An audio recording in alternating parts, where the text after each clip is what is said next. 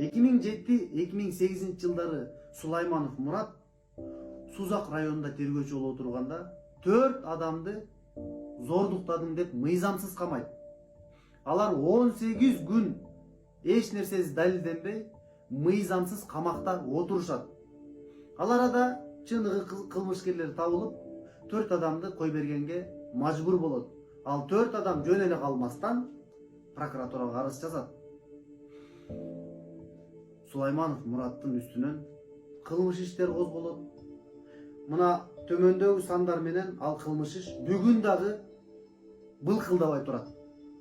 Эгер адилет издеген, адилеттүүмүн деген прокурорлор, областтын прокурорлору, башкы прокурор, башкы прокуратурада иштеген прокурорлор адилеттүүмүн деген болсо, бул кылмыш ишин бүгүн ордунан козгоп, кайра башынан башташ керек.